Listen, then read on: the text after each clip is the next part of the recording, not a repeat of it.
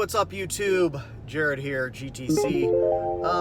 I've had a few requests since I did my original review on my 2020 GMC Acadia for an update. This is pretty much the worst video ever made. Let's kick this right off.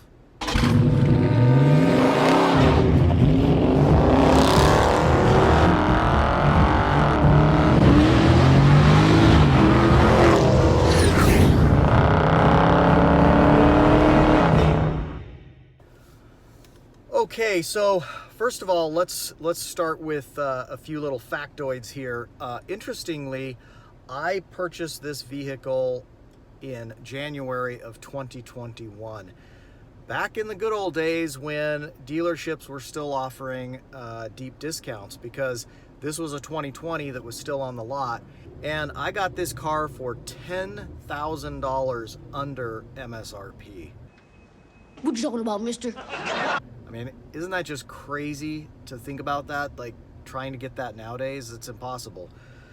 So, yeah, I feel like I got a great deal on this car. I was almost compelled to go ahead and do it and trade my other GMC Acadia in, my 2014, which had about 120,000 miles on it, and pick this up. This is, let's call this like an 18-month review, and the car at this point has, I'm looking down at the odometer here, if I can get over, and I'm looking at 15,051 miles, so just over 15,000 miles.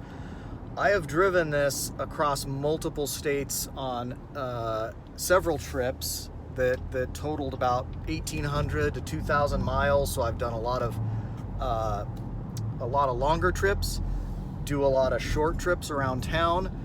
I'm just commuting home right now. I've spent a lot of hours in this car. I have not had any issues at all.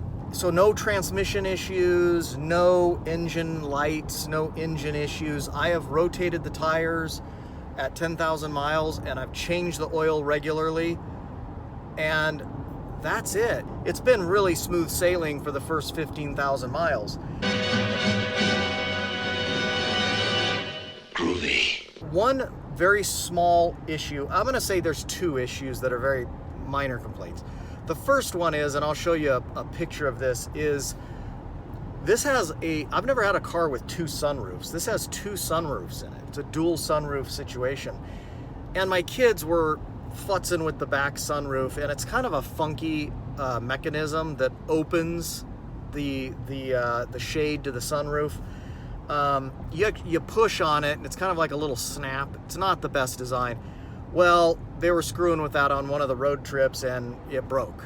I took it into the dealership and they said, yeah, this is a common problem and there's a fix for it that actually improves the mechanism. So that was no big deal. It's under warranty. They fixed it.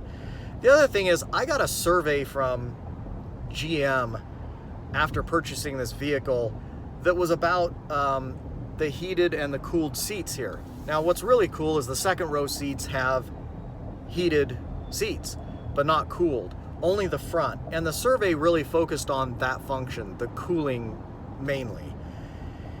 And I gotta tell you, between this one and my two Mopars, the Mopars kick the crap out of this as far as the cooling function. This just doesn't cool nearly. I thought at the time, like, hey, this is the first car I had with cooling seats, and I thought this is really great. But when you compare to my Dodge Challenger and my Dodge Charger, that is way more effective. You put your butt in those seats and you're getting cooled. This one, it's a little bit more subtle, so they need to make the cooling function better. But again, come on, you know, that's not a major issue. You know, from an overall size standpoint, I do feel the difference compared to my 2014, because the Acadia was redesigned to be more of a, you know, a small SUV rather than a true mid-size SUV. It hasn't affected the utility of the car at all, and in fact, I don't know what I'm averaging here. Let's look. I'm averaging 21.5 miles per gallon with this car. Wow. And most of my driving is around town, you know, to the grocery store, to Target or something, or to work, back and forth to work. So that's pretty darn good. Some of the things that I noticed right off the bat, and it hasn't affected comfort or drivability as I've indicated, but the seats are a little bit smaller. I felt like the seats in my 2014 were a little bit bigger.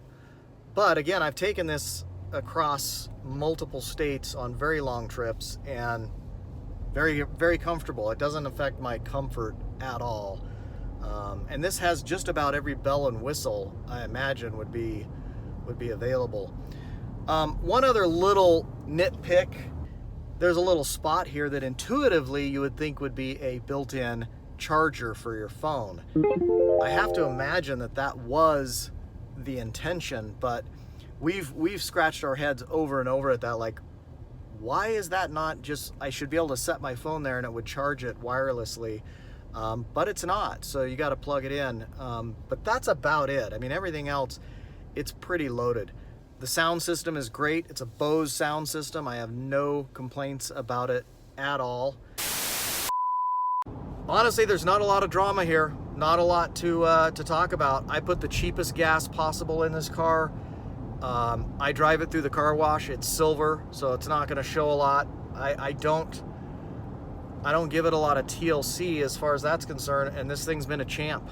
So I hope I have another 15,000 miles of smooth sailing. So from my standpoint, this car gets a green light, gets a thumbs up from me. Until next time, guys, take it easy. Have a great day. Take care.